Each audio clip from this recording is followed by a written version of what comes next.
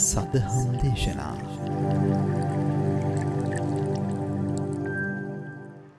අප තිලෝගොරු සාන්තිනායක සම්‍යක් සම්බුදුරජාණන් වහන්සේ මනුලොව පතල මහා කරුණාවෙන් දේශනා කොට වදාළ උතුම් නිර්මල පෙවිතුරු ශ්‍රී සද්ධර්මය නිවැරදිව ලෝකයා වෙත sannivedanaya කරනු ලබන අප මාධ්‍යනාලිකාව ඔස්සේ ඔබ වෙත ගෙනෙනු ලබන සද්ධර්ම දේශනා මාලාවේ මෙත් සදහම් දේශනා අති උතුම් දායකත්ව ධර්ම දේශනා මාලාවේ තවත් වටිනා සද්ධර්ම දේශනාවක් මෙලෙස ඔබට ශ්‍රවණය කරන්නට ඉඩහසර ලබා දීමටයි අප මෙතෙන් පටන් සූදානම් වන්නේ. සදහවතුනි වාසනාවන්ත ගුණගරුක සුපෙන්වතුනි සියලු දෙනාටම පින්සිත පෙරදරි කරගෙන මේ මොහොතේ ආරාධනා කරමින් පළමු කොට සද්ධර්ම දේශනාව සිදු කරනු ලබන අප පින්වත් ගෞරවනීය දේශකයන්න් වහන්සේව මේ මොහොතේ ඊටමත් ගෞරවයෙන් පාදහබේ වන්දන යතුව සාදු නද නවමින් උන්වහන්සේව පිළිගනු ලබමු. අවසරයි සේපත් කරන්නට අතුරුගිරිය ශ්‍රී සදහම් පදනමේ ගෞරවනීය නිර්මාතෘවර හොරණ දෙකෙහෙන්පුර ශීල සුවරණ ගිලන් භික්ෂු මධ්‍යස්ථානයේ ගෞරවනීය නිර්මාතෘවර පරම පූජනීය විචිත්‍ර ධර්ම කතික දැයේ පෙනට පහළ වුණු අපගේ ගෞරවනීය නායක ස්වාමීන් වහන්සේ අවසරයි නම කියන්නට අති පූජනීය වන්දනීය ගලිකමුවේ ඥානදීප අපගේ ගෞරවනීය ස්වාමීන් වහන්සේව මේ මොහොතේ ඊටමත් ගෞරවයෙන් සාදු නද හඬ නගා නම්වමින් උන්වහන්සේව මේ මොහොතේ අප සියලු දෙනාම පිළිගනු ලබමු. සාදු සාදු සාදු.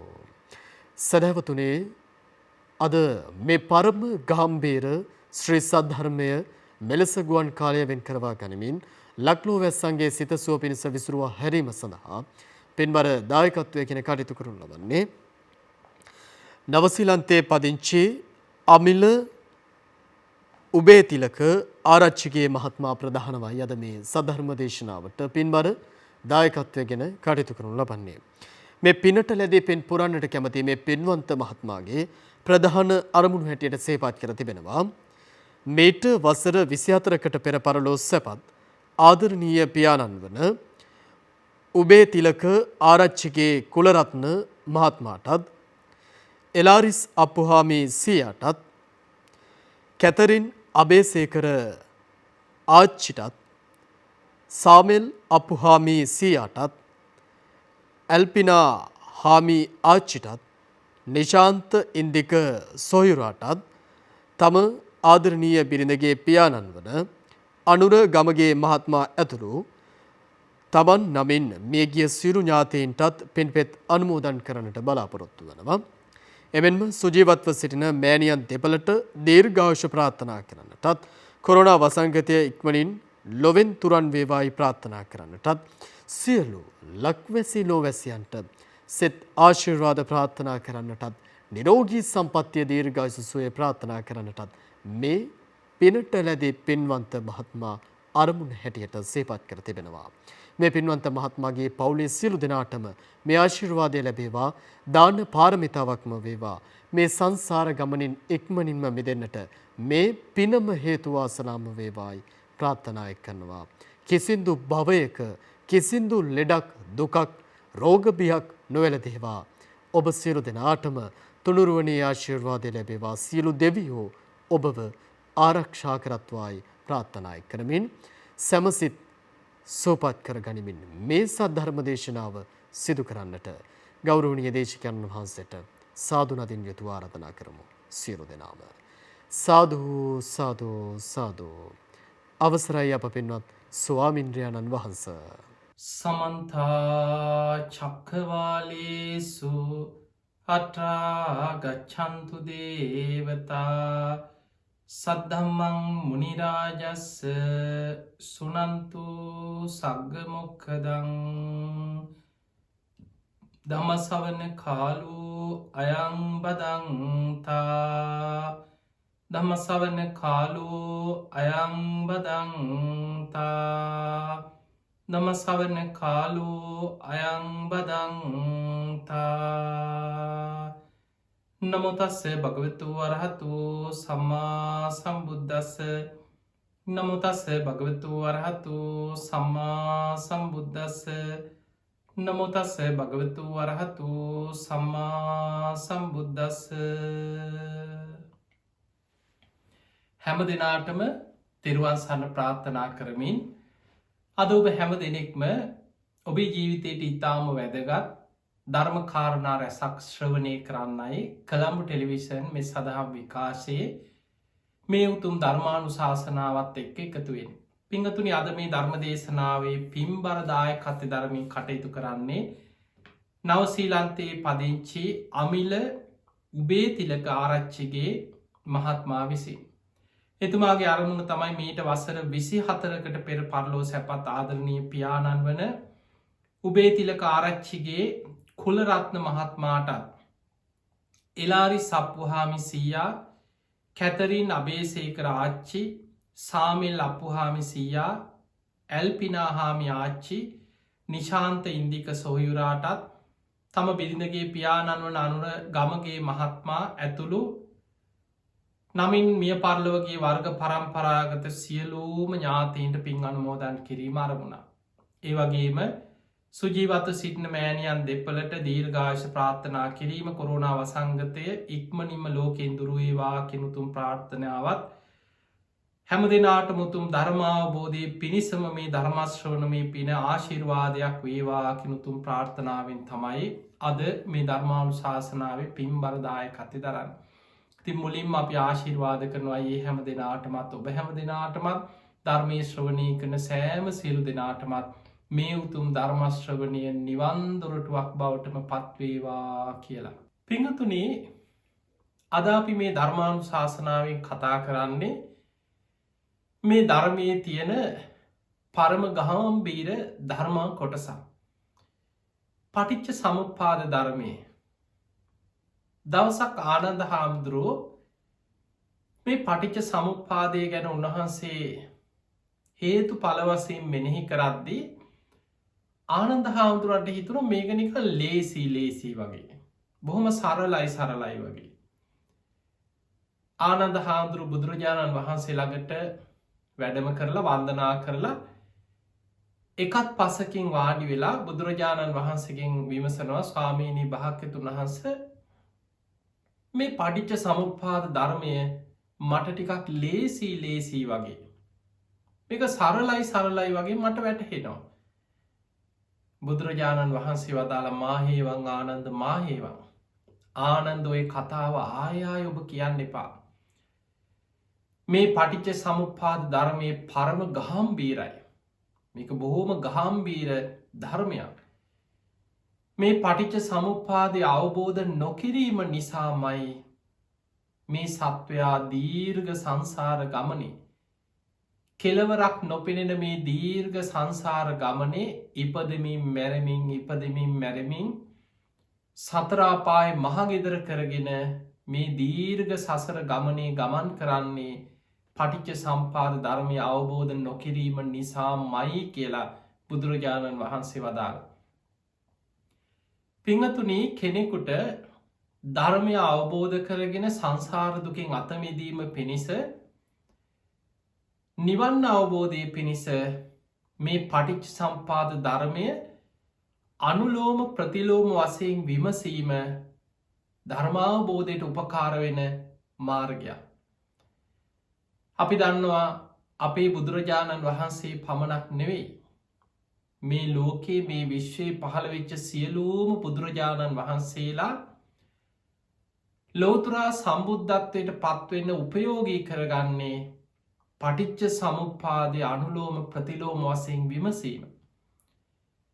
බෝධි මූලයේදී සමාධිමත් හිතක් තුළ ඉඳන් රාත්‍රී පළවෙනි යාමේ පුබ්බේ නිවාසානුස්සති ඥානෙ, රාත්‍රී දෙවනි යාමේ චුතූපපාත ඥානෙ, රාත්‍රී තුන්වෙනි යාමේ අපේ බෝසතාණන් වහන්සේ පටිච්ච සමුප්පාදයයි අනුලෝම වශයෙන් ප්‍රතිලෝම වශයෙන් විමසන්න පටන් ගත්තේ. ඒ උතුම් පටිච්ච සමුප්පාද ධර්මයේ විමසලා අවසන් වෙද්දී උන්වහන්සේගේ හිත සියලු කෙලෙසුන්ගෙන් සියලු ආශ්‍රවයන්ගෙන් මිදිලා ලෝතුරා සම්මා සම්බුද්ධත්වයට පත්වෙනවා. ඒ නිසා මේ පටිච්ච සම්පාද ධර්මය පරම ගාම්භීර ධර්මයක්. සාමාන්‍යයෙන් පුංචි දරුවෙකුට වේවා දහම් පාසල් යන ස්කෝල යන දරුවෙක් වේවා බෞද්ධ පොතපත කියවන කෙනෙකුට මේ පටිච්ච සම්පාද ගැන යම් දැනුමක් තියෙන්න පුළුවන්. එයාගෙන් ඇහුවොත් මොකක්ද මේ පටිච්ච සම්පාද කියන්න? හේතුඵල ධර්මයක්. මේ පටිච්ච සම්පාද ධර්මය කියන්න පුළුවන්ද? මේ කොහොමද සකස් වෙන්නේ කියලා මතකින් කියන්න පුළුවන්ද? සාමාන්‍ය වචන වලින් බොහෝ දෙනෙක් කියයි. අවිද්‍යා පච්චයා සංඛාරා, සංඛාර පච්චයා විඥානං, විඥාන පච්චයා නාම රූපං, නාම රූප පච්චයා සලආයතනං, සලආයතන පච්චයා පස්සෝ, පස්ස පච්චයා වේදනා, වේදනා පච්චයා තණ්හා, තණ්හා පච්චයා උපාදානං, උපාදාන පච්චයා භවෝ, භව පච්චයා ජාති, ජාති පච්චයා ජරා මරණ ශෝක පරිදේව දුක්ඛ දෝමනස් උපායාසා සම්භවಂತಿ. මේ පටිච්ච සම්පාදේ හට ගැනීම පිළිබඳව හේතුඵල වශයෙන් අපි ධර්මානුකූලව මතක තියාගෙන ඉන්න ආකාරය. ඊළඟට ඔබ කවුරුත් පටිච්ච සම්පාදේ නිරෝධය ගැන ඔබ මේ විදිහට මතක තියාගෙන ධාරණය කරගෙන දරාගෙන ඉන්නවා.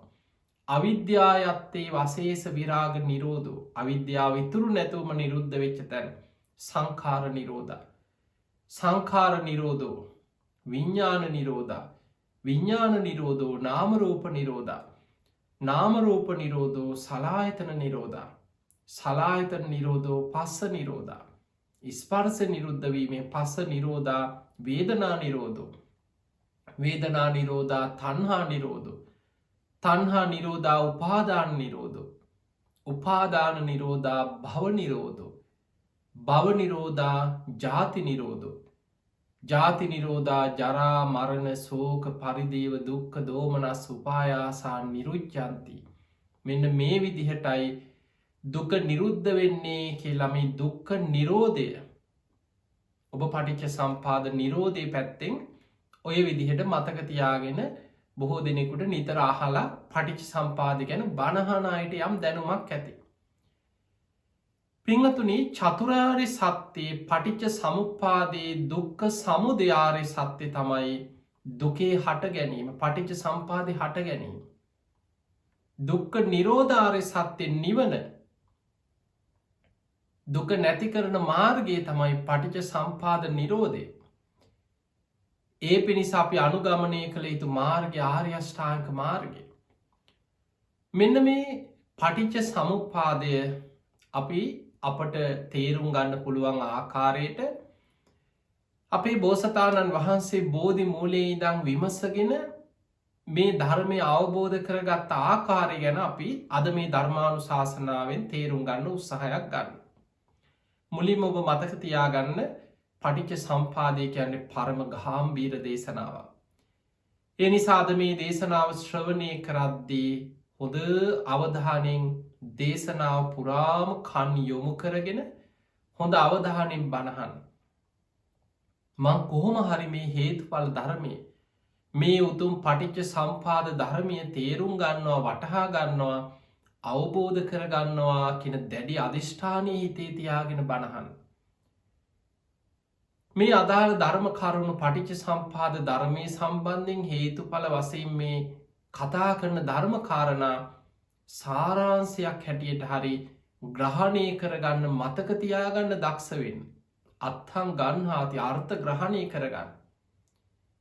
ඊළඟට මේ බණහන අතරතුර බාහිර දේවල්, ඔබට අදාළ නැති, දේශනාවට අදාළ නැති, ධර්ම ශ්‍රවණයට බාධා වෙන සියල්ල බැහැර කරලා පැත්තකින් තියලා ඒ බාහිර සද්ද, බාහිර දේවල්, ඒ කිසිවකට හිත යොමු නොකර මේ දේශනාවෙම හිත පිහිටවාගෙන බණහන්න පුළුවන් නම් අන්න ඔබට මේ බණ ඇසීම පවා තමන්ගේ ජීවිතයේ ධර්මාවබෝධයේ අංගයක් බවට පත් කරගන්න පුළුවන්කම තියෙනවා. පින්වතුනි, අපේ බෝසතාණන් වහන්සේ එදා සුජාතාවගේ කිරිපිඩු දාණය වළඳලා සොත්තිය බමුණා දීපු කුසතන මිටියටත් අරගෙන වෙසක් පුන් පොහෝ දවසේ එදා උන්වහන්සේගේ වයස හරියටම අවුරුදු 35යි. උන්වහන්සේ වෙනුවෙන්ම වජිරාසනයෙන් පැනනැග්ග බෝධීන් වහන්සේගේ වයසත් අවුරුදු 35යි. සහජාත වස්තු කියලෝ බහල ඇති. මේ බෝධි මූලේ නැගෙනහිර දිසාවට මුහුණලා කුසතන එලල තමයි උන්වහන්සේ චතුරංග සමන්නාගත වීරියෙන් එදා වැඩ සිටී. සාමාන්‍යයේ කෙනෙක් භාවනා කරන්න වාඩි වෙන වීරියක් නෙමෙයි උන්වහන්සේට තිබුණේ. සාමාන්‍ය අපි දන්න බොහෝ දෙනෙක් වාඩි වෙන්නෙක්කු වෙලාව බල්ලා පැරිභාගකින් නැකිටිනවා. එක්ක සමාලාට කකුල හිරි වැඩිච්ච ගමන් නැකිටිනවා. භාවනා කරගෙන යනකට චුට්ටක් කොන්දරි දෙනවද දැන් ඇද ඇති කියලා හිතෙනවා. අපේ බෝසතාණන් වහන්සේ එදා වජිරාසනය මත වැඩ සිටිය මගේ ශරීරයේ සම්වස් වියලේවා. ඇටනහර පමණක් ඉතිරිවෙතොත් ඉතිරිවේවා. පුරුෂ වීරියෙන් පුරුෂ පරාක්‍රමෙන් යම් ධර්මයක් අවබෝධ කරගත යුතුද. මේ ආසනය මත මැරුණත් මම නැකිටින්නේ කියන දැඩි අධිෂ්ඨාන. ඒ අධිෂ්ඨානයට කියනවා චතුරංග සමන්නාගත වීරිය. එවැනි වීරියකින් වැඩ සිටිය නිසා ඒ බුද්ධත්වයට පත්වවෙන්න වැඩ සිටි ආසනයට අපි කෙනවා වජිරාසනය කියලා. එදා උන්වහන්සේ මේ අධිෂ්ඨානයෙන් වජිරාසනය මත බෝධිමූලයේ වැඩ සිටිද්දී කලබල වනේ වසවර්ති මාරය. එදා දස දහසක් ලෝක දහ තුළ දෙවිවුරු සාධු කාරදිදී ප්‍රීතිගෝසා කරමින් බලාගෙන හිටියා. උන්වහන්සේ සම්බුද්ධත්වයට පත්වෙන තෙක්. වසවර්ති මාරය කලබල වුණා මේ මහා වීරියවන්ත කෙනා මගේ වසගේ මිදෙන්න යන්න. අනාගතයේ තව විශාල පිරිසක් මගේ වසගේ මුදවාලයි.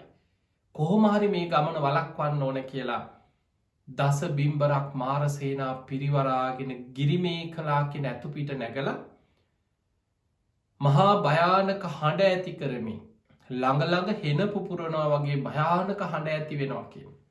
ගස් කඩාගෙන ඇඟට වැටෙනවා වගේ. ගල් පෙරලීගෙන එනවා වගේ කඳු පෙරලීගෙන එනවා වගේ භයානක හඬ ඇති වෙනවා.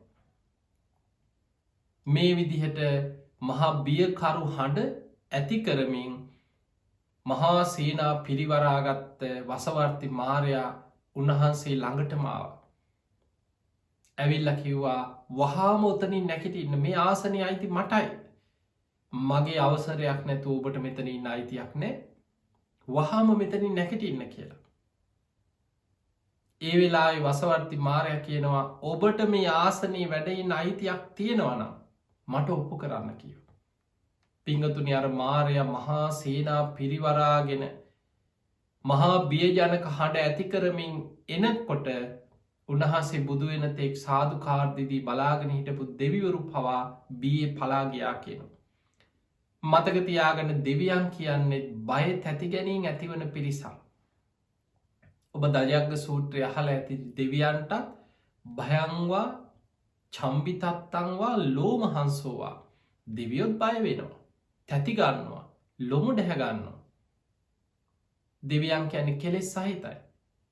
කාම ලෝකෙ ඉන්න පිරිසක් ඒ අයත් මාර වසගේ ඉන්න කාම ලෝකේ. අර මාරය ඇතුළ මාර සේනාවට බියේ ඒ මොහොතේ පලාගිය. අපේ බෝසතාණන් වහන්සේ පමණ වජිරාසනය ළඟ තනි වෙලා.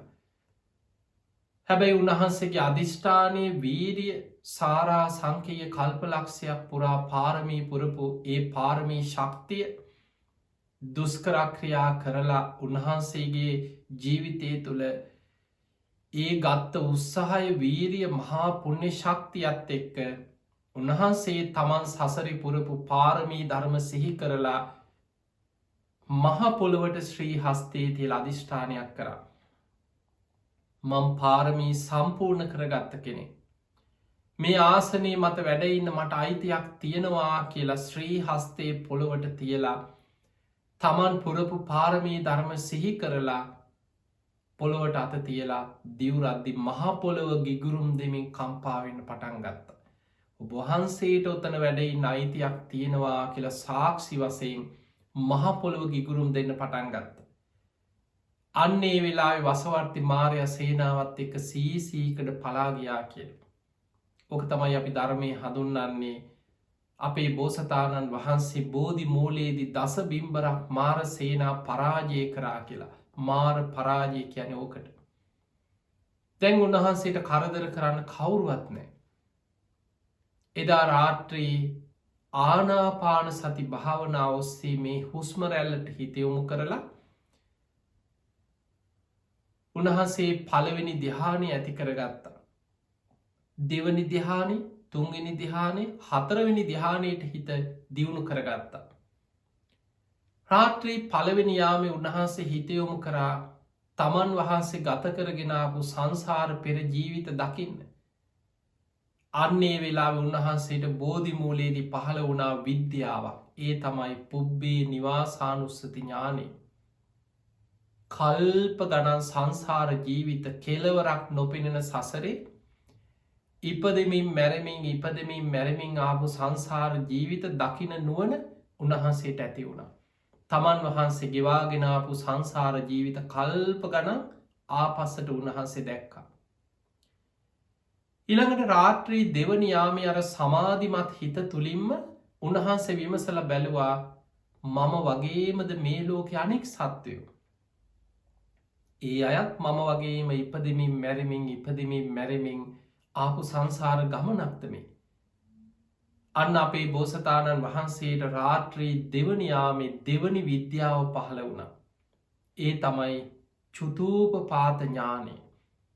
සත්වෙක් මැරුණට පස්සේ කර්මානුරූපීව චුත වෙන ආකාරය දකින නුවණත් ප්‍රතිසන්දිය ලබන ආකාරය දකින නුවණත්. දැන් අපි සාමාන්‍ය මිනිස්සෙක් මැරුණා කියලා අපි වෛද්‍යවරයෙක් වේවා මරණය ගැන දන්න හොඳ මරණ පරීක්ෂකයෙක් හරි අත්දැකීම් තියෙන කෙනෙක් අපි යාගේ මේ සතර මහා ධාතුන්ගෙන් හටගත් මේ කය මේ රූපේ හුස්ම වැටෙන එක නතර වෙලා නාඩි වැටෙන එක නතර වෙලා පෙනහලු හුස්ම වැටෙන්නේ නෑ හදවත නතර වෙලා. එතකොට මේ වගේ දේවල් ඔස්සේ තමයි අපි එයා මැරිලා එයා මරණයට පත් වෙලා අපි එහෙම තීරණයකට එන්නේ. හැබැයි අපිට පේන්නේ එයාගේ විඤ්ඤාණය චුත වෙලා යන ආකාරය අපි දකින්නේ. කර්මානුරූපීව ඒ විඤ්ඤාණය උපතකට ප්‍රතිසන්දිය ලබන ආකාරය අපිට පේන්නෙත් නෑ. ඒක වෛද්‍යවරුන්ට පේන්නෙත් නෑ. වෛද්‍යවරු දකින්නේ කායිකව යාගේ ශරීරය මරණයට පත් වුණා. ශරීරයේ ආයුෂ අවසන් වෙලා උණුසුම බැහැර වුණා. එයා මැරිලා කියනවා. හැබැයි යාගේ විඤ්ඤාණය බැහැර වෙච්ච ආකාරය අපිට පේන්නේ නෑ. අන්න භාවනා කරලා චුතූපපාත ඥානි උපදවාගත්ත කෙනෙකුට කෙනෙක්ගේ මරණය සමගම යා චුත වෙන ආකාරයත් ප්‍රතිසන්දිය ලබන ආකාරයක් දකින්න පුළුවන්. ඒ තුලින් අපේ බෝසතාණන් වහන්සේ බෝධි මූලයේදී දකිනවා මේ ලෝකේ සෑම මිනිස්සෙක්ම ඉපදෙමින් මැරෙමින් සතර අපායේ මහගෙදර කරගෙන යන සංසාර ගමනේ අනතුර භයානක සංසාර ගමන උන්වහන්සේ බෝසතාණන් වහන්සේ ඒ චුතූපපාත ඥාණයෙන් දකිනවා. අන්න එහෙම දකිනකොට තමයි උන්වහන්සේට සංසාරික සත්වය ගැන මහා කරුණාවක් උන්වහන්සේගේ හදවතේ මතුවේ. අන්න එතන ඉඳන් උන්වහන්සේ හිතනවා කුදස්සු නාම ඉමස්ස දුක්ඛස්ස නිස්සරණං හෝති. කවදාද මේ සත්වයන් මේ සංසාර දුකෙන් මිදෙන්නේ කියලා උන්වහන්සේ ලෝක සත්වය ගැන මහා කරුණාවකින් හේතුව විමසන්න ගත්තා. මේ සත්වයෝ ජරාවට පත් වෙනවා, ලෙඩ වෙනවා, වයසට යනවා, මැරෙනවා. මොකද්ද මේකට හේතුව? මැරිලා සතර අපායේ උපදිනවා, අපායේ මහගෙදර කරගෙන යන සංසාර ගමන. කලාතුරකින් සුගතියක කෙනෙක් උපදින්නේ. කවදාද මේ සත්වයන් සංසාර දුකෙන් මිදෙන්නේ? ඇයි මේ සත්වයන් ජරාවට මරණයට පත් වෙන්නේ? වයසට යන්නේ ඇයි? ලෙඩ වෙන්නේ ඇයි? මැරෙන්නේ ඇයි? මොකද්ද මේකට හේතුව කියලා ඔන්න බෝධි මූලයේදී උන්වහන්සේ විමසන්න පටන් ගත්තා. ජරා මරණ වලට හේතුව මොකද්ද? කොහොමද මේ ජරා මරණ හටගත්තේ කියලා විමසගෙන යනකොට ඔන්න උන්වහන්සේට අවබෝධ ඥානයක් පහළ වුණා ජාතිපච්චයා ජරා මරණං කියන අවබෝධය. ඉපදීම නිසයි ජරා මරණ ඇතිවෙන්නේ කියන අවබෝධය ඇති වුණ. ඉපදීම නිසයි ජරා මරණ. දැන් බලන්න අපි පටිච්ච සම්පාදය අවිද්‍යා පච්චයා සංකාරා සංකාර පච්චයා විඤ්ඥානන් කියලා අවිද්‍යාවිදං අපි කටපාඩන් කරගෙන අවිද්‍යාවිදම් මතකතියාගෙන හිටියට අපේ බෝසතාණන් වහන්සේ බෝධි මූලයේදී සම්බුද්ධත්වය පිණිස විමසන්න පටන්ගත්තේ ජරා මරණවල ඉඳං අවිද්‍යාව දක්වා. යට ඉඳං ආපස්සට විමසගෙන යන්න. තේරෙන තැන ඉඳං තමයි නොතේරෙන තැන දක්වා විමසගෙන යන්න. තේරෙන තැන ජරා මරණ අපි කාටත් තේරෙනවා අපි කවුරුත් වයසට යනවා ලෙඩ වෙනවා මැරෙනවා අපිට පේනවා හැබැයි අපි විසඳුම දන්න. අන්න අපේ බෝසතාණන් වහන්සේ බෝධි මූලයේදී විමසගෙන යනකොට උන්වහන්සේට අවබෝධයක් ඇති වුණා ජාතිපච්චයා ජරා මරණ. ඉපදීම නිසයි ජරා මරණ ඇතිවෙන්. උන්වහන්සේ විමසනවා කොහොමද උපදින්නේ. අන්න දැම් බෝධි මූලයේ සමාධිමත් හිතකින් යුක්තව උන්වහන්සේගේ නුවණට වැටහෙනවා ඉපදීම් 4ක් තියෙනවා. මවකුසින් උපදිනවා බිත්තර ඇතුළින් සත්වයන් උපදිනවා තෙත් පරිසරයවල්වලින් සත්වයන් උපදිනවා ඕපපාතිකවත් උපදින. අන්ඩජ ජලාපුජ සංසේජජ ඕපපාතික මේ සතර ආකාරයම සත්වයන් උපදිනවා. ඊළඟට උන්වහන්සේ විමසගෙන ගියා ඇයි මේ සත්වයන් උපදින්නේ මොකක්ද ඉපදීමට හේතුව මොකක්ද ඉපදීමට හේතුව කියලා විමසගෙන යනකොට බෝධි මූලයේ උන්වහන්සේට වැටහීමක් ඇති වුණා භව පච්චයා ජාති විපාක පිණිස කර්ම සකස් වෙච්ච නිසයි සත්වයන් උපදින්නේ. කාමලෝකෙ විපාක පිණිස කර්ම සකස් වෙලා නම් කාමලෝකෙ උපදිනවා. කාමලෝකවලට අයිති දිවිය ලෝක මනුස්ස ලෝක සතර අපාය. කාමලෝකෙ විපාක පිණිස කර්ම සකස් වෙලා නම් යා මේ කාමලෝකයේ ඒ කර්මයට අනුව උපදිනවා. කෙනෙක් භාවනා කළා ධ්‍යාන වඩලා නම් රූපී ධ්‍යාන වඩපු කෙනෙක් නම් රූපලෝකයේ විපාක පිණිස කර්ම හැදෙනවා. යා රූපාවචර බ්‍රහ්ම ලෝකෙක උපදිනවා. කෙනෙක් රූප ධ්‍යාන ඉක්මෝල අරූප ධ්‍යාන වඩපු කෙනෙක් නම් අරූපාවචර ලෝකෙක විපාක පිණිස කර්ම හැදෙනවා. එයා මරණින් මත්තේ අරූප ලෝකෙක උපදිනවා. උපදින්න තියෙන ඔය ස්ථාන ටික විතරයි. කාම භව, රූප භව, අරූප භව.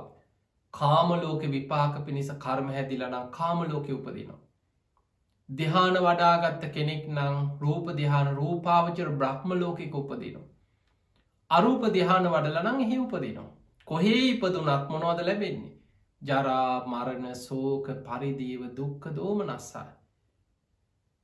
දැන් අපේ බෝසතාණන් වහන්සේ බෝධි මූලයේදී එතනත් හේතුව හොයන්න පටන් ගත්තා. භවයට හේතුව මොකද්ද? විපාක පිණිස කර්ම හැදෙන්නේ ඇයි? කොහොමද කර්ම සකස් වෙන්නේ කියලා විමසගෙන යනකොට අන්න උන්වහන්සේට වැටහීමක් ඇති වුණා උපාදාන පච්චයා භව. බැඳී යාමක් නිසයි විපාක පිණිස කර්ම හැදෙන්නේ. භව කියන්නේ විපාක පිණිස කර්ම හැදෙන්නේ. උපාදාන බැඳී යාම නිසයි විපාක පිණිස කර්ම හැදෙන්නේ. දැන් බලන්න උපාදාන පච්චයා භව. භව පච්චයා ජාති. ජාති පච්චයා ජරා මරණ ශෝක පරිදේව දුක්ඛ දෝමනස් උපායාස. දැන් ආපස්සට උන්වහන්සේ විමසගෙන යන්නේ ජරා මරණ වලට හේතුව ඉපදීම. ඉපදීමට හේතුව භවය විපාක පිණිස කර්ම හැදීම. ඒ කර්ම හැදෙන්න හේතුව උපාදානය. උපාදාන කියන්නේ බැඳී යාම. උන්වහන්සේට වැටහුණා උපාදාන 4ක්. කාම උපාදාන, දිට්ඨි උපාදාන, සීලබ්බත උපාදාන, අත්තවාද උපාදාන වශයෙන් කාමයන්ට බැඳිලා යනවා. නොයෙක් දෘෂ්ටි මතවාදවලට බැඳිලා යනවා. සීල රුතවලට බැඳිලා යනවා. මම මගේ ආත්මයයි කියන ආත්ම දෘෂ්ටියට අස්මිමානේ මේවට බැඳිලා යනවා. ලෝකෙ බැඳෙන්න තියෙන ඔය බැඳීම් ටික විතරයි. ඒ මොන ආකාරයෙන් හෝ මේ ඇති කරගන්න බැඳීම නිසාමයි විපාක පිණිස කර්ම හැදෙන්නේ. වෙන දෙයක් නිසා නෙමෙයි. උපාදාන පච්චයා භව බැඳීම නිසයි විපාක පිණිස කර්ම හැදෙන්නේ. ඊළඟට උන්වහන්සේ විමසන්න පටන් ගත්තා ඇයි මේ සත්වයන් බැඳෙන්නේ? බැඳීමට හේතුවක් තියෙන්න ඕනේ. උපාදානයට හේතුව මොකක්ද කියලා විමසගෙන යනකොට අන්න උන්වහන්සේට වැටහුණා තණ්හා පච්චයා උපාදාන. තණ්හාව නිසයි බැඳී යන්නේ. තණ්හාවමයි හේතුව. අන්න උන්වහන්සේට දැන් වැටහෙනවා තණ්හා පච්චයා උපාදාන. තණ්හාව නිසා බැඳී යනවා. උපාදාන පච්චයා භව බැඳී යාම නිසා විපාක පිණිස කර්ම හැදෙනවා. භව පච්චයා ජාති. ඒ කර්ම හැදීම නිසාම උපදිනවා. ජාති පච්චයා ජරා මරණ. ඉපදීම නිසා සත්වයන් වයසට යනවා ලෙඩ වෙනවා මරණයට පත් වෙනවා. දුක් දුන්න අසුරුම කරගන්න. අන්න දැන් උන්වහන්සේට තණ්හාවමයි හේතුව කියලා තේරුණා. බැඳී යාමට හේතුව තණ්හාව. අපේ බෝසතාණන් වහන්සේ බෝධි මූලයේදී තණ්හාව ගැනත් විමසගෙන යනවා. කාම තණ්හා, භව තණ්හා, විභව තණ්හා වශයෙන් මේ තණ්හාව හටගන්නේ. තණ්හාවට හේතුව මොකක්ද? ඇයි මේ සත්වයන් තුල තණ්හාව උපදින්නේ? කොහොමද තණ්හාව ඇති වුනේ කියලා විමසගෙන බෝධි මූලයේ උන්වහන්සේට මේ නිවන් මඟ කියලා දෙන්න ගුරුවරයෙක් හිටියේ නැහැ. උන්වහන්සේ ගුරු උපදේශ රහිතව තමන් වහන්සේ විසින්මයි බෝධි මූලයේදී මේ ධර්මතාවය අවබෝධ කරගන්න. දැන් විමසගෙන යනවා තණ්හාවට හේතුව මොකක්ද කියලා විමසනකොට අන්න උන්වහන්සේට වැටහුණා වේදනා පච්චයා තණ්හා. විඳීමක් නිසයි තණ්හාව හටගත්තේ. ස්පර්ශයෙන් මිදීම ඇති වෙනවා. ඇහි ඇති වෙනවා සැප දුක් උපේක්ෂා විඳීම. කනේ ස්පර්ශය නිසා ඇති වෙනවා සැප දුක් උපේක්ෂා විඳීම. නාසයේ ස්පර්ශයෙන් ඇති වෙනවා සැප දුක් උපේක්ෂා විඳීම. දිවේ ස්පර්ශයෙන් ඇති වෙනවා සැප දුක් උපේක්ෂා විඳීම. මේ කයේ ස්පර්ශය නිසා ඇති වෙනවා විඳීම. මනසේ ස්පර්ශයෙන් ඇති වෙනවා විඳීම. මේ ආයතන 6 තුල තමයි ස්පර්ශයෙන් විඳීම ඇති වෙන්නේ. මෙන්න මේ විඳීම නිසායි තණ්හාව උපදින්නේ.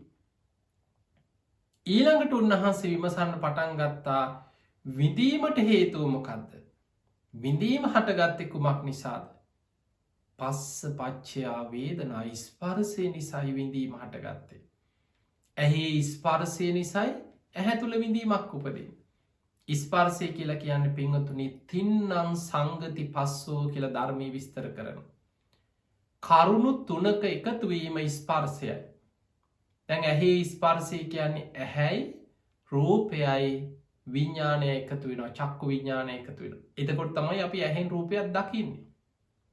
කනේ ස්පර්ශය කියන්නේ කනයි ශබ්දයයි විඥානය එකතු වෙනවා. එතකොට තමයි අපි ශබ්දයක් අහන්නේ. අපිට ඇහෙන්නේ. නාසයේ ස්පර්ශය කියන්නේ මේ නාසයයි ගඳ සුවඳයි විඥානය එකතු වෙනවා. එතකොට තමයි අපිට ගඳ සුවඳක් දැනෙන්නේ. දිවේ ස්පර්ශය කියන්නේ දිවයි රසයයි විඥානයයි එකතු වෙනවා. එතකොට තමයි අපිට රසක් දැනෙන්නේ. කයේ ස්පර්ශය කියන්නේ මේ කයයි පහසයි විඥානය එකතු වෙනවා. එතකොට තමයි අපිට සීතල රස්නේ ගොරෝසු බව සිනිඳු බව ඒවා පහසක් දැනෙන්නේ. සිතයි සිතුවිලි විඥානය එකතු වෙනවා. එතකොට තමයි අපිට යම් සිතුවිල්ලක් අපි හිතෙන් අඳුනගන්නේ. එතකොට මෙන්න මේ ස්පර්ශය යම් තැනක ඇති වෙනවද?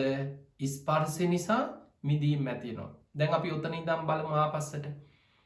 පස්ස පච්චයා වේදනා. ස්පර්ශය නිසා විඳීම ඇති වෙනවා. වේදනා පච්චයා තණ්හා. විඳීම නිසා තණ්හාව හට ගන්නවා. තණ්හා පච්චයා උපාදාන. තණ්හාව නිසා බැඳී යනවා. උපාදාන පච්චයා භව. බැඳී යාම නිසා විපාක පිණිස කර්ම හැදෙනවා. භව පච්චයා ජාති. විපාක පිණිස කර්ම හැදීම නිසා කර්මයට අනුව උපදිනවා.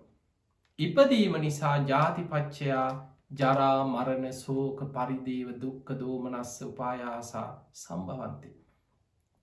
අන්න මේ සියලු දුක් දුම්නස් හටගන්නේ එතනයි හේතුව. දැන් බලන්න උන්වහන්සේ බෝධි මූලයේදී දුකට හේතුව විමසගෙන යන හැටි. අවබෝධ කරගෙන ආපස්සට විමසන හැටි උන්වහන්සේ එතනින් නතර වුණෙත් නෑ. ස්පර්ශයට හේතුව මොකක්ද? ස්පර්ශයටත් හේතුවක් තියෙන්න ඕන. මොකක්ද හේතුව කියලා බෝධි මූලයේදී විමසන්න පටන් ගත්තා. එහෙම විමසගෙන යනකොට අන්න උන්වහන්සේට වැටහීමක් ඇති වුණා සලායතන පච්චයා පස්සෝ. ආයතන හයක් තිබීම නිසයි ස්පර්ශය ඇති වුණේ. ඒක දැන් ඔබට තේරෙන්න ඕනේ. ඇහැ නැත්නම් ඇහි ස්පර්ශයක් ඇති වෙන්නේ නැහැ. කනක් ක්‍රියාත්මක ස්වරූපයෙන් කන නැමැති ආයතනය අපිට තිබ්බ නිසා තමයි ශබ්දයක් ඇහෙන්නේ. කනයි ශබ්දයේ විඥානය එකතු වෙන්නේ. නාසය නැත්නම් නාසයේ ස්පර්ශයක් ඇති වෙන්නේ නැහැ. දිව නැත්නම් දිවේ රසයක් දැනෙන්නේ නැහැ. දිවයි රසයයි විඥානය එකතු වෙන්නේ නැහැ. කයක් තිබ්බ නිසා තමයි කයයි පහසයි විඥානය එකතු වෙන්නේ.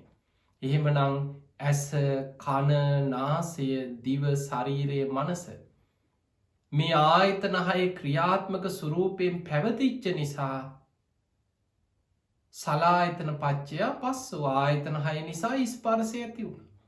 ඒ ස්පර්ශය නිසා විඳීම හටගත්තා. දැන් අපි හිතමු කෙනෙක්ගේ ඇහැක් පේන්නේ, ඇස් දෙකම පේන්නේ නැහැ කියලා. කන් ඇහෙනවා, ඇස් පේන්නේ නැහැ.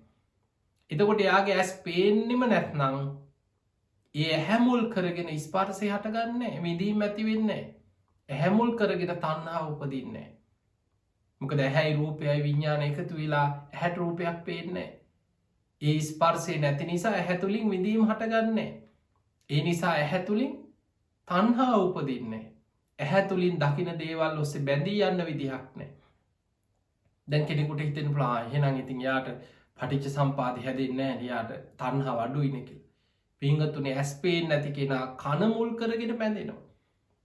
නාසයට දැනෙන ගඳ සුවඳ මුල් කරගෙන බැඳී යනවා. දිවට දැනෙන රසය මුල් කරගෙන බැඳී යනවා.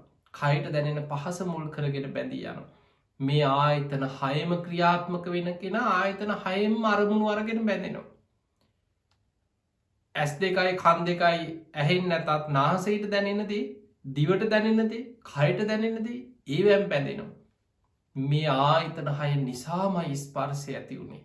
සලායතන පච්චයා පස්සෝ. අන්න අපේ බෝසතාණන් වහන්සේ බෝධි මූලයේදී එතනටත් හේතුව හොයන්න පටන් ගත්තා. කොහොමද මේ සත්වයන්ට ඇස, කන, නාසය, දිවකය, මනස පහළ වුණේ? ඒකට හේතුව මොකද්ද? නාම රූප පච්චයා සලායතන. නාම රූප නිසා ආයතන හය හටගත්තේ. නාම රූප දැන් අපි ඇහැක් කියලා ගත්තොත් මේ ඇහැ තුල තියෙන්නේ නාම රූප. කන තුල තියෙන්නේ නාම රූප. නාසය තුල තියෙන්නේ නාම රූප පැවැත්ම. දිව තුල තියෙන්නේ නාම රූපයන්ගේ පැවැත්ම. ශරීරය කියලා කියන්නේ නාම රූපයන්ගෙන් හටගත්ත දෙයක්. මනසත් එහෙමයි. අපි ඇහැ ගැන විතරක් ගම ඔබට තේරුම් ගන්න පුළුවන්. එතකොට නාම රූප. එතන රූප ධර්ම කියලා කියන්නේ පඨවි, ආපෝ, තේජෝ, වායෝ කියන සතර මහා ධාතුන්ගෙන් හටගත්ත ඇසක් අපිට තියෙනවා. අපි ඒකට කියනවා මස් ඇස කියලා. මේ මස් වලින් හැදිච්ච පඨවි, ආපෝ, තේජෝ, වායෝ කියන සතර මහා ධාතුන්ගෙන් හටගත්ත පේන්න තියෙන සජීවී ඇසක් තියෙනවනේ අපිට. මේ මගේ ඇහැ කියලා. ඒක සතර මහා ධාතුන්ගෙන් රූප පඨවි, ආපෝ, තේජෝ, වායෝ කියන රූප ධර්මයන්ගෙන් හටගත්ත දෙයක්. හැබැයි එහෙම ඇසක් තිබ්බ පමණින්ම ඒක ආයතනයක් වෙන්නේ නැහැ. ආයතනයක් වෙන්න නම් ඒ ඇහැ තුල වේදනා, සංඥා, චේතනා, ස්පර්ශය, මනසිකාරය මෙන්න මේ නාම ධර්මයන් ක්‍රියාත්මක වෙන්න ඕනේ. ඒ කියන්නේ ඇහැ සජීවී ඇසක් වෙන්න ඕනේ. ඇහැට අවධානය, මනසිකාරය යොමු වෙනකොට ඇහැ රූපය විඥානය එකතු වෙනවා. ස්පර්ශය ඇති වෙනවා. ඒ නිසාම වේදනා, සංඥා, චේතනා ඇති වෙනවා. ඒ කියන්නේ සරලව ගත්තොත් සජීවී ක්‍රියාත්මක වෙන ඇහැක් තමයි ආයතනයක් හැටියට මේ සංසාර ගමන හදන්නේ. ඒ ඇහැ පේන්නෙම නැත්නම් ඒ ඇහැට රූපයක් අරමුණු වෙන්නෙත් නැහැ, ස්පර්ශය ඇති වෙන්නෙත් නැහැ, ඒ තුල විඳීම ඇති වෙන්නෙත් නැහැ. එහෙමනම් ඇහැ තුල නාම රූපයන්ගෙම පැවැත්මක් තියෙනවා. සජීවී ඇස නාම රූපයන්ගෙන්මයි මේ ආයතන හය හටගත්තේ. නාම රූප පච්චයා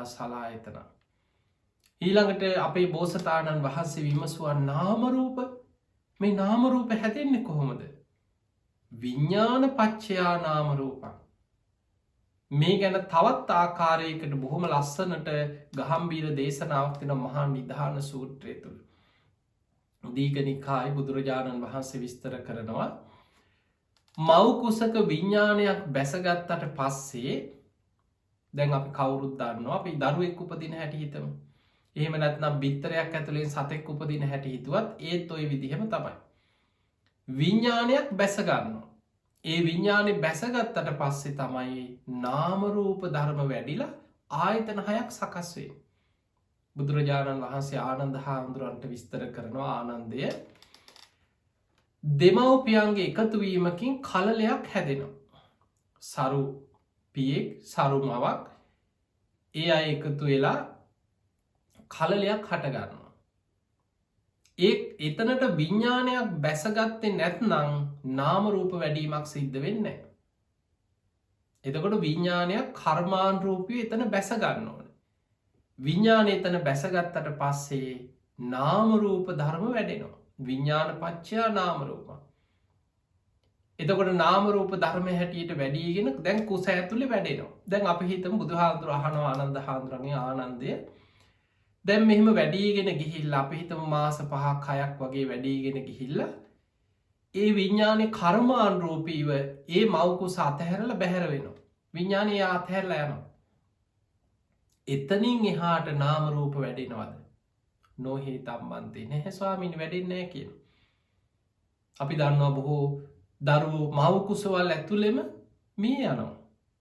බාගෙට වැඩිච්ච මස් වැදැල්ලක් සමහරවිට ගබ්සා වෙලා යනවා. දරුවෙක් හැටියට හැදෙන්නේ නැතුව ටික කාලයක් කුසේ වැඩිගෙන ඇවිල්ලා අතහැරලා ඒ විඥාණයට සමහර වෙලාවට පුණ්‍ය ශක්තිය නැහැ. දරුවෙක් හැටියට උපදින්න මරණ මංචකේ සමහරලාට මොකක් හරි පිනක් මතුවෙලා මව් කුසට ආවට ඊට වඩා බලවත් අකුසලයක් මතුවෙලා සමහරලාවට ටික දවසක් කුසේ වැඩිලා එතනින්ම චුත වෙලා වෙන කොහෙට හරි යනවා. ඒ නිසා විඥානේ බැසගත්තට පස්සේ තමයි නාම රූප වැඩෙන්නේ. ඒ විඥානයේ තියෙනවා කර්ම ශක්තිය. සංසාරේ අපි කරපු කුසල අකුසල කර්මත් එක්ක තමයි මේ විඥානේ සසරේ ගමන් කරන්නේ. තනිව යන විඥානයක් නෙමෙයි. පින්වතුනි මේ විඥානේ බැසගත්තා විඥානේ ගමන් කරනවා කිව්වට විඥානයක් තනිව ගමන් කරනවා නොවේ. මේක තියෙනවා සංයුත්ත නිකායේ බීජ කියන සූත්‍රයේ බුදුරජාණන් වහන්සේ බොහොම ලස්සනට පැහැදිලි කරලා දෙනවා. රූපයෙන් තොරව වේදනාවෙන් තොරව සංඥාවෙන් තොරව සංස්කාරවලින් තොර තනිව විඥානයක් පවතින්නේවත් ගමන් කරන්නේවත් වැඩෙන්නේවත් විපුල භාවයට පත්වෙන්නේවත් නෑ කිය. එහෙමනම් මව් කුසේ බැසගන්නේ රූප වේදනා සංඥා සංස්කාර ගැන චේතනාව. පෙර සංසාර කර්ම ශක්තියක් අරගෙන යන්නේ විඥානය. ඒ නිසානේ පින්වතුනි එකම අම්මා තාත්තා ඒ අයට දාව උපදින දරුවෝ හැමෝම එක වගේද? නෑ, කර්ම ශක්තියක් අරගෙන විඥානේ බැසගත්තේ. සමහරලාට නියුන් දරුවෝ වෙන්න පුළුවන්. ඒ අයගේ වෙනස්කම් තියෙනවා. සිතුවිලි වල සමහරලාට කෙනෙක් උපදිනකොටම කර්ම ශක්තියෙන් එයා උපදින්නේ මේ අංග විකල කෙනෙක් වෙලා. පෙර සංසාරේ කරගත්ත කර්ම විපාකේ. සමහරලාට උපදිනකොටම එයා එක්ක විරූපී දරුවෙක්. උපදිනකොටම එක්ක එයාගේ නොයෙක් ලෙඩ රෝග ඇති ශරීරයක් හැටියට උපදින. දරුවෝ 10 දෙනෙක් ඉන්න දෙමව්පියෝ ගත්තොත් දෙමව්පියෝ බොහොම සරු, ඒ දෙමව්පියෝ බොහොම නිරෝගී දෙමව්පියෝ වෙන්න පුළුවන්. හැබැයි ඒ එන විඥානයේ කර්ම ශක්තියට අනුව කෙනෙක් දීර්ඝායුෂ විඳින බොහොම නිරෝගී සම්පත් ඇති දරුවෙක්. තව දරුවෙක් උපන්දා ඉඳන් ලෙඩ රෝග ඇති දරුවෙක් උපදිනවා. තව දරුවෙක් උපදිනවා ඒ දරුවා සමහරලාට ලස්සනයි. තව කෙනෙක් යම්කිසි විරූපී තත්ත්වයක් එක්ක උපදිනවා. තව දරුවෙක් උපදිනවා එක්ක යම්කිසි අංග විකල තත්ත්වයක් එක්ක. මේ සියල්ල පෙර සංසාරික කුසල අකුසල කර්මත් එක්ක යන විඥානයක් තමයි මේ සසරේ ගමන් කරන්නේ. කර්මයෙන් තමයි නාම රූප ධර්ම හැටියට අර විඥානය බැසගත්තට පස්සේ වැඩෙනකොට කර්ම ශක්තියක් එකට බලපාන. ඊළඟට බුදුරජාණන් වහන්සේ බෝධි මූලයේදී විමසන්න පටන් ගත්තා විඥානයක් මව් කුසේ හෝ බිත්තරයක් ඇතුළේ හෝ ඕපපාතිකව හෝ තෙත් පරිසරය හෝ මේ විඤ්ඥානයක් බැසගෙන නාමරූප හැදෙන්න හේතුව මොකක්ද. සංස්කාර අවිද්‍යා සහගත සංස්කාර සංකාරවලට හේතුව මොකක්ද කියලා විමසගෙන යනකොට අන්න උන්වහන්සේ කෙලවරේ හොයාගත්තා අවිද්‍යාව හේතුව. මේ සංසාරී නැමති ගේ හදන වඩුව උන්වහන්සේ හොයාගත්තා අවිද්‍යාව මයි හේතුව. අවිද්‍යාව නිසාමයි අවිද්‍යා පච්චයා සංකාරා අවිද්‍යා සහගත සංස්කාර හැදෙනවා. ඒ අවිද්‍යා සහගත සංස්කාර නිසාම අවිද්‍යා සහගත විඤ්ඥානයක් තමයි බැසගන්න.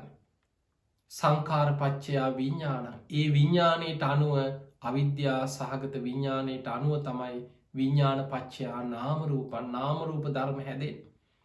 නාමරූප පච්චයා සලායතන ඒ නාමරූප හැටියට වැඩිලා ආයතන හයක් පහළ වෙන බිත්තරයක් කඩාගෙන කුගුල් පැටියෙක් හැටියට ඉපදුන ආයතන හයක් ඇස කන නාසේ සමල්ලට හොටක් තියෙන්නේ අපිට වගේ ශරීරයක් නෙමේ පිහාටු දෙකක් තියෙන කුරුළු පැටියෙක් හැටියට කුකුල් පැටියෙක් හැටියට ඒ සත්වයන් එකක සුරූපයෙන් කර්මාණරූපය උපදින මේ හැම සත්වයකුටම එක්කො ඇස් දෙකක් එක්කො ඇසක් එක්කෝ කටක් එක්කො හොටයක් නාසයක් ශරීරයක් මේ විදියට ආයතන හයක් ඇත උපදින්. කොහේ ඉපදුනත් ඉපදීම බුදුරජාණන් වහන්සේ විස්තර කරේ ආයතනානම් පටිලාබ ආයතනයන්ගේ පහළවීම ඉපදීම. එතකොට බලන්න අවිද්‍යා පච්චයා සංකාර අවිද්‍යාව නිසා සංස්කාර හටගත්තා. සංකාර පච්චයා විඤ්ඥාන ඒ සංස්කාර නිසාම අවිද්‍යාසාගත විඤ්ඥානය හැදෙනවා.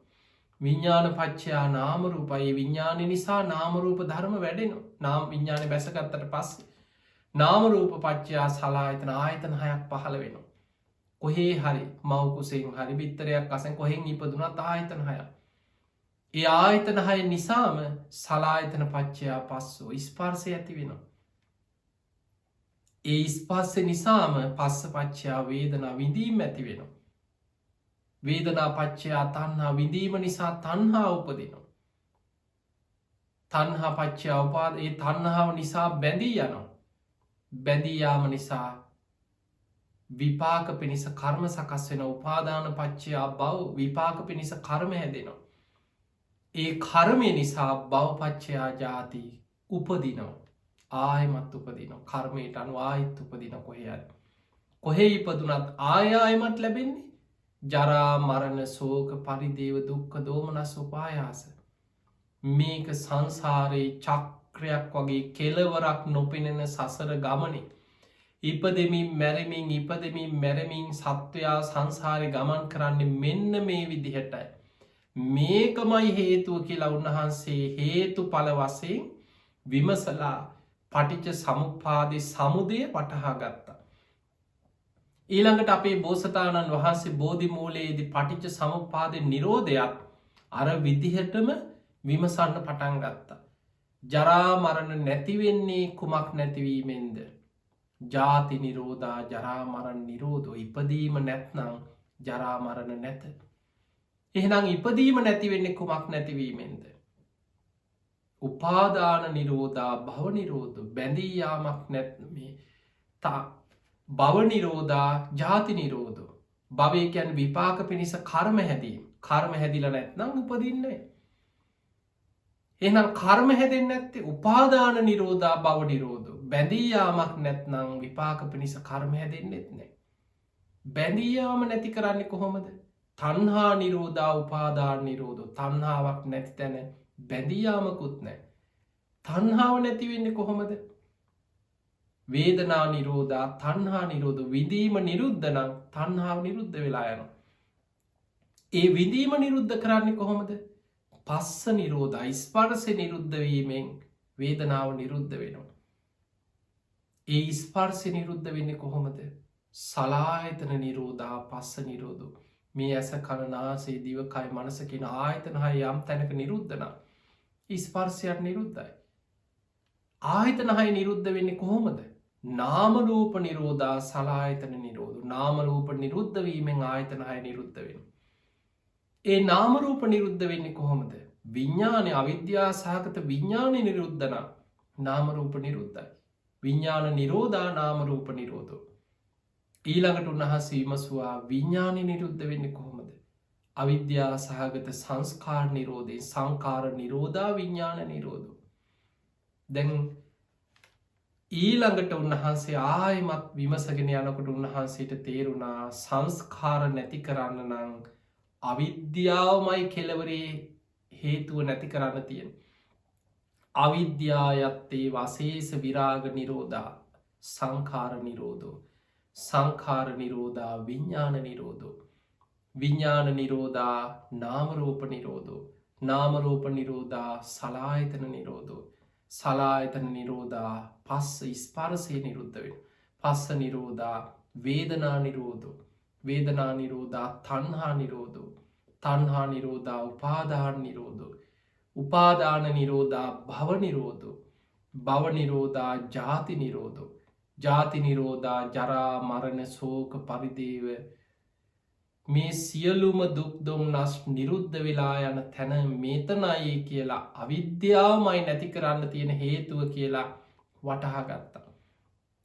ඔය විදිහට බෝධි මූලයේදී මේ පටිච්ච සම්පාද ධර්මය අනුලෝම වශයෙන්ුත් ප්‍රතිලෝම වශයෙන්ුත් විමසලා වටහා ගන්නවා සමගම රාත්‍රී 3 වෙනි යාමේ පුරාම අපේ බෝසතාණන් වහන්සේ බෝධි මූලයේදී 4 වෙනි ධ්‍යානයට දියුණු කරපු සමාධිමත් හිතක් තුළ ඉඳන් ඔය පරම ගාම්භීර පටිච්ච සම්පාදය තමයි විමසුවේ.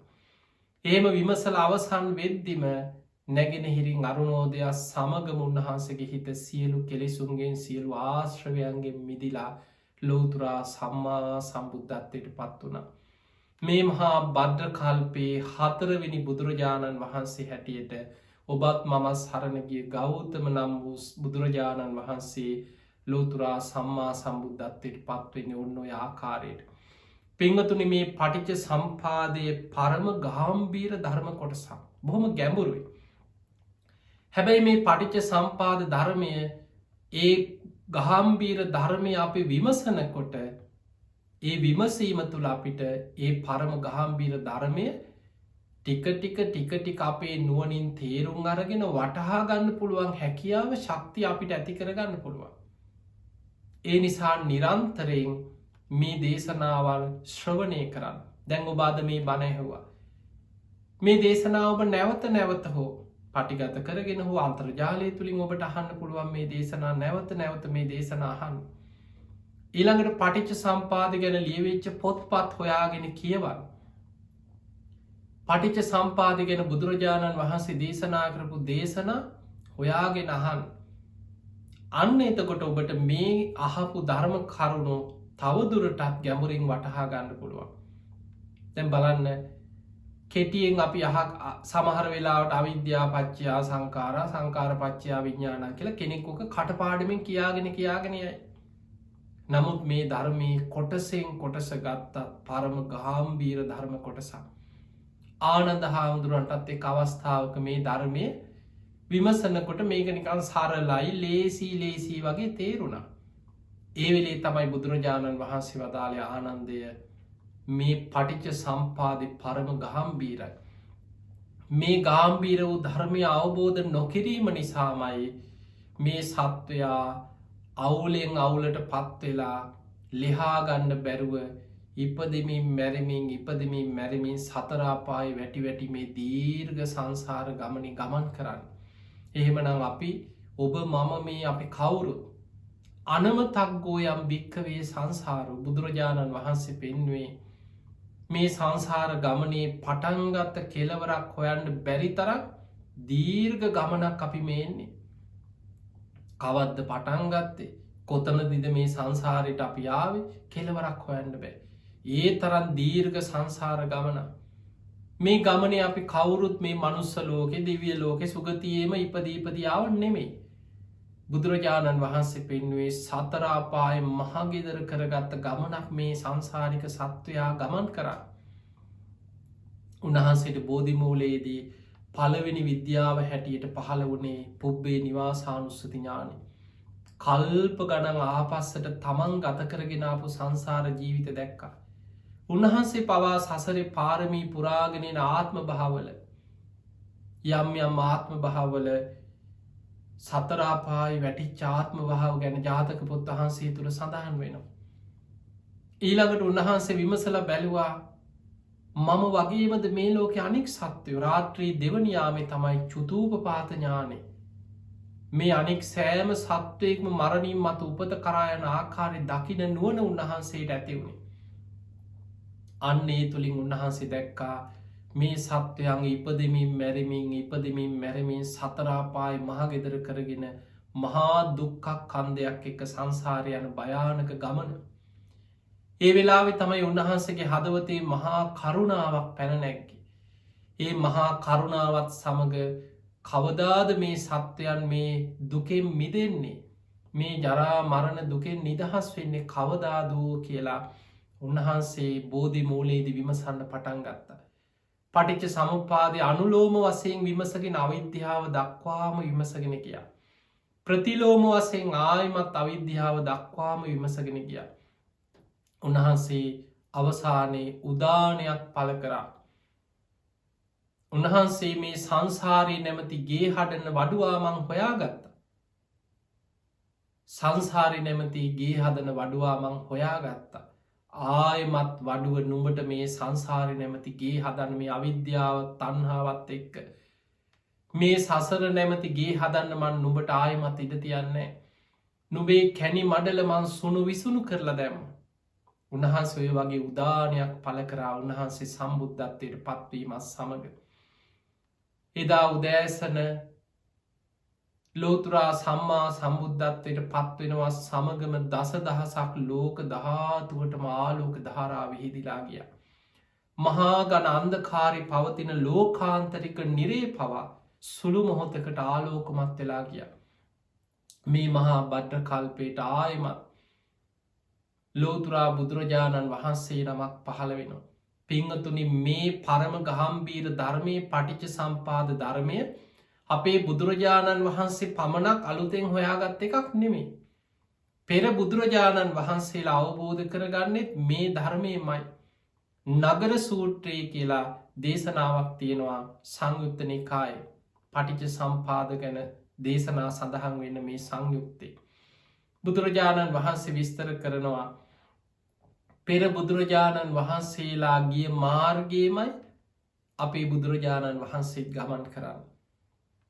ඒ නගරේම උන්වහන්සේ හොයාගෙන පෙර තිබිච්ච නගරේම ආයමත් පිළි සතර කරලා ඒ විදිහටම සකස් කරා වගේ ඒ උතුම් චතුරාරි සත්‍ය අවබෝධ කරගෙන දෙව්මිනිස් ලෝකයාට මේ දුකෙන් මිදෙන මාර්ගය පෙන්නල දෙනවා දේශනා කරනවා. මෙන්න මේකයි දුක මෙන්න මේ විදිහටයි දුක හටගන්නේ මේ පටිච්ච සම්පාදි සකස් වෙවී යන ආකාරය මෙන්න මේ විදිහටයි දුකෙන් මිදෙන්නේ පටිච්ච සම්පාදි නිරුද්ධ කරන වැඩ පිළිවල මෙන්න මේකයි දුකෙන් මිදෙන මාර්ගය ආර්යෂ්ඨායක මාර්ගී ලෝකෙට මතු කරලා දෙනවා. ආයමත් අර නගරය පෙර බුදුවරු හොයාගෙන කාලයක් ගිහිල්ලා බුදුවරු පිරිනිවන් පාල කාලෙකට පස්සේ ආයමත් අවිද්‍යාවෙන් වැහිලා ගිය ඒ නගරේම ආයමත් පිළිස් හතර කරලා අලුතෙන් හොයාගෙන ඒ නගරෙම සකස් කරලා පෙර තිබූ පරිදිම සකස් කරා වගේ ආයමත් දෙව්මිනිස් ලෝකයාට නිවන්දොර විවර වෙලා ඒ නිවන් දකින මාර්ගී බුදුරජාණන් වහන්සේලා දේශනා කරලා සම්බුදු කෘත්‍ය අවසන් වෙලා උන්වහන්සේලා පිරිනිවන් පාන. ආයමත් කාලයක් යනකොට ඒ අර පෙර බුදුරජාණන් වහන්සේලාගේ බුද්ධ රාජ්‍ය එහෙමම මැකිලා ගියා වගේ අපේ ගෞතම බුදුරජාණන් වහන්සේගේ ධර්මයත් කාලයක් යනකොට වෙනස් වෙලා ඒ ධර්මය විකෘත් වෙලා මිත්‍යා දෘෂ්ටික බලවේග මතු වෙලා කාලයක් යනකොට අර නගරේ ආයමත් නිවන් මග මනුස්්‍යයන්ට හොයාගන්න බැරුව වැහිලා යනවා. එහෙම කාලයක් වැහිලගේ නගරයක් ආයමත් කලාතුරකින් ලෝකෙ පහළ වෙන බුදුරජාණන් වහන්සේ නමක් පහළ වෙලා ආයමත්තේ භූමිය හොයාගන්න මෙන්න මේ වගේ දෙයක්. ඒ නිසා පිංහතුනි බුදුරජාණන් වහන්සේලා අවබෝධ කරගන්න මේ විශ්වයේ තියෙන පරම සත්‍යය පෙර බුදුරජාණන් වහන්සේලා අවබෝධ කරගත්තෙත් ඒ පරම සත්‍යමයි, ඒ උතුම් චතුරාර්ය සත්‍යමයි ගුරූපදේශ රහිත උන්වහන්සේලා අවබෝධ කරගන්න. දැන් ඒ නගරය හොයාගෙන මේ දුකෙන් නිදහස් වෙන මාර්ගයේ බුදුරජාණන් වහන්සේ පැහැදිලිවම අපිට පෙන්නලා දේශනා කරලා තියෙනවා. අපිට අමුතුවෙන් දුක් විඳගෙන තනියම ගිහින් හොයාගන්න දෙයක් නෑ. බුදුරජාණන් වහන්සේ අපිට ගුරූපදේශ රහිතව ඒ මඟ හොයාගෙන මිදෙන මාර්ගය ඉතාම පැහැදිලිව දේශනා කරලා තියෙනවා. බුදුරජාණන් වහන්සේ වදාළේ අප්‍රමාදීවෙන් මේ ලැබිච්ච අවස්ථාව අතහැර ගන්න එපා. කනෝ වෝමා උපච්චකා, මේ ලැබිච්ච උතුම් මොහොත අත් නොහැරේවා. කනා තීතාහි සෝචන්ති නිරයම්පි සමප්පිතා, මේ අවස්ථාව අතහැරගත් අය ආයිමත් සතරාපායට ඇදගෙන වැටෙනවා. ඒ නිසා අප්‍රමාදීවෙන් අප්‍රමාදීන සම්පාදේත අප්‍රමාදීව කුසල් වඩන්න කියලා ඔබත් මමත් සරණගිය අපේ බුදුරජාණන් වහන්සේ සම්බුදු කෘත්‍ය අවසන් කළ පිරිනිවන් පහන මොහොතේ අවසාන බුද්ධ වචනය පවාපට දේශනා කරේ. එහෙමනම් ඔබ හැම දෙනාම අප්‍රමාදීව මේ උතුම් පරම ගහම්බිර පටිච්ච සම්පාද ධර්මයම නුවණින් විමසමින් අනුලෝම ප්‍රතිලෝම වශයෙන් මේ පටිච්ච සම්පාද ධර්මයම විමසලා වටහාගෙන සියලු දුකින් නිදහස් වෙච්ච ඒ උතුම් නිවන් මගම මතු කරගෙන මේ සසර දුක් නිමා කරගන්න ඔබ හැම දෙනාටමත් මේ උතුම් ධර්මානුශාසනාව ආශිර්වාදයක්ම වේවා වේවා කියලා අපි ආශිර්වාද කරනවා. අද ධර්මශ්‍රවණයෙන් අපි රැස් කරගත් සියලු පින් සියලු දෙවියෝ සාදුකාර දෙදී මේ පින් අනුමෝදන් වෙත්වා. දෙවියන්ගේ පිහිට රැකවරණ ආශිර්වාදය ඔබ හැම දෙනාටම ලැබේවා ලැබේවා කියලා අපි ආශිර්වාද කරනවා. පින්වතුනි, අද ධර්ම දේශනාවේ පින්බර දායකත්වය දරන්නට යෙදුනේ නවසීලන්තයේ පදිංචි අමිල උබේතිල කාරච්චිගේ මහත්මයා විසින්. එතුමන්ගේ අරමුණ තමයි මීට වසර 24කට පෙර පරලොව සැපත්වන්නට යෙදුණු පියාණන් වන උබේතිල කාරච්චිගේ කුලරත්න ආදරණීය පියාණන්ට පින් අනුමෝදන් කිරීම, එලාරි සප්පුහාමි සීයාටත් කැතරින් අබේසේකර ආච්චි, සාමිල් අප්පුහාමි සීයා, ඇල්පිනා හාමි ආච්චි, නිශාන්ත ඉන්දික සොහයුරා ඇතුළු බිරිඳගේ පියාණන් වන අනුර ගමගේ මහත්මා ඇතුළු නමින් මිය පරලොවගේ වර්ග පරම්පරාගත සියලූම ඥාතීන්ට පින් අනුමෝදන් කිරීම අරමුණා.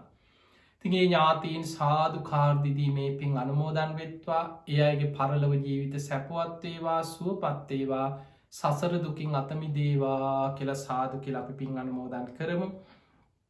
ඒවගේම සුජීවත්ව සිටින මෑණියන් දෙපළට දීර්ඝායු සම්පත්තිය නිදුක් නිරෝගී සම්පත්තිය ලැබේවා කියන ආශිර්වාදයත්, කොරුණා වසංගත ඉක්මනින්ම ලෝකයෙන් දුරුවේවා කියන උතුම් ප්‍රාර්ථනාවත්, ලක්වාසී ලෝවාසී හැම දෙනාටම නිදුක් නිරෝගී සම්පත්තිය උතුම් ධර්මාවබෝධයම ලැබේවා කියන ප්‍රාර්ථනාව අද දායකත්වය දරන්නට යෙදුණු නවසීලන්තයේ පදිංචි අමිල උබේතිල කාරච්චිගේ මහත්මාගේ අරමුණු අතර සඳහන් වෙනවා. ඉතින් එතුමාටත් ඔබ හැම දෙනාටමත් ධර්මයේ ශ්‍රවණය කළ ලක්වාසී ලෝවාසී හැම දෙනාටමත් මේ උතුම් ධර්මශ්‍රවණයත් ධර්ම දානමේ පිනත් ධර්මාවබෝධය පිණිස නිවන් දොරටුවක් බවටම පත්වේවා කියලා අපි ආශිර්වාද කරනවා. ආකාසට්ඨා චුම්මට්ඨා දේවානාගා මහිද්దికා පුඤ්ඤන්තං අනුමෝදිත්වා චිරන් රක්ඛන්තු ලෝක සාසනං. ආකාසට්ඨා චුම්මට්ඨා දේවානාගා මහිද්దికා පුඤ්ඤන්තං අනුමෝදිත්වා චිරන් රක්ඛන්තු දේශනං. ආකාසට්ඨා චුම්මට්ඨා දේවානාගා මහිද්దికා පුඤ්ඤන්තං අනුමෝදිත්වා චිරන් රක්ඛන්තු ත්වං සදා. හැම දිනාටම සම්මා සම්බුදු සරණයි. පරම ගාම්භීර නිර්මල පවිත්‍ර ශ්‍රී සද්ධර්මය නිවැරදි ධර්මාවබෝධයකින් යුතුව අර්ථවත් ලෙස අද දින දේශනා කොට වදාළ අපගේ ගෞරවනීය පින්වන්ත ස්වාමීන්ද්‍රයන්න් වහන්සේ අවසරයි සේපත් කරන්නට, අතුරුගිරිය ශ්‍රී සදහම් පදනමේ ගෞරවනීය නිර්මාතෘවර හොරණ දිකෙන්පුර ශීල සුවාරණ ගිලන් භික්ෂු මධ්‍යස්ථානයේ අතිඋතුම් විරාජ්‍ය මානව තේජවන්තව ඉදිවන බක්කුල සේරජානන් වහන්සේගේ ගෞරවනීය නිර්මාතෘවර පරම පූජනීය විචිත්‍ර ධර්ම කතික දැයේ පෙනට පහළ වුණු සෑම ජන මන හදවත් ධර්මයෙන් සුවපත් කරන අපගේ පින්වන්ත ස්වාමීන් වහන්සේ අවසරයි සේපත් කරන්නට ගලිගමුවේ ඥානදීප අපගේ පින්වන්ත ගෞරවනීය ස්වාමීන් වහන්සේට මේ සසුන් කෙතත් මේ ලක්දිරණත් මේ මුළු මහත් ලෝක ජනයාමත් ධර්මයෙන් සුවපත් කරන්නට උන්වහන්සේට ශක්තිය ධෛර්යය ආරක්ෂාව රැකවරණය නිරෝගී සම්පත්තිය ලැබේවායි කියලා අපි මේ මොහොතේ පින් සිත් පෙරදරි කරගෙන සාදු කර ලබා දෙමින් ප්‍රාර්ථනා කරමු. සාදු සාදු සාදු. සදවතුනි අද මේ සද්ධර්ම දේශනාව ඔබ වෙත ගෙනීම සඳහා පින් සිතින් පින්බර දායකත්වයෙන් කටයුතු කරනු ලැබූ නවසීලන්තයේ පදිංචි අමිල උබේතිලක ආරච්චිගේ මහත්මයාට තව තවත් මෙවැනි අතිඋතුම් පුණ්‍ය කටයුතු සිදු කරන්නට පින් සිත් පහළ වේවා. කායික සුවපත් භාවයත් මානසික සුවපත් භාවයත් ඔබතුමාට නිරන්තරයෙන්ම ලැබේවා. හිසේ සිට දෙපතුල දක්වා සැදී ඇති සියලු රෝග පීඩා දුරු වේවා. ඔබට තුනුරුවනේ ආශිර්වාදය ලැබේවා. මේ සංසාර ගමනින් ඉක්මනින්ම මිදෙන්නට මේ වටිනා සද්ධර්ම දේශනාව හේතු වාසනාම වේවායි ප්‍රාර්ථනා කරමින් අවසරයි. මෙත් සදහම් දේශනා අතිඋතුම් දායකත්ව ධර්ම දේශනා මාලාවේ තවත් එක් සද්ධර්ම දේශනාවක් මෙලෙස නිමා කරමින් ඔබගේ සිත් සතන් තුලින් මෙලෙස සමගෙන යන්නට බොදුනුවන්ගේ හදවතෙහි නාලිකාව මෙත් සදහම් විකාශයත් සමග නිරන්තරයෙන් සිත් පහදවාගෙන රැඳී සිටින්න එක බණ පදයක් හරි අසන්නට තවත් මෙවැනිම සද්ධර්ම දේශනාවක් ඔබ වෙත කිනීමේ බලාපොරොත්තු ඇතිව සමුගන්නට අවසරයි. සියලු දෙනාටම සම්මා සම්බුදු සරණයි.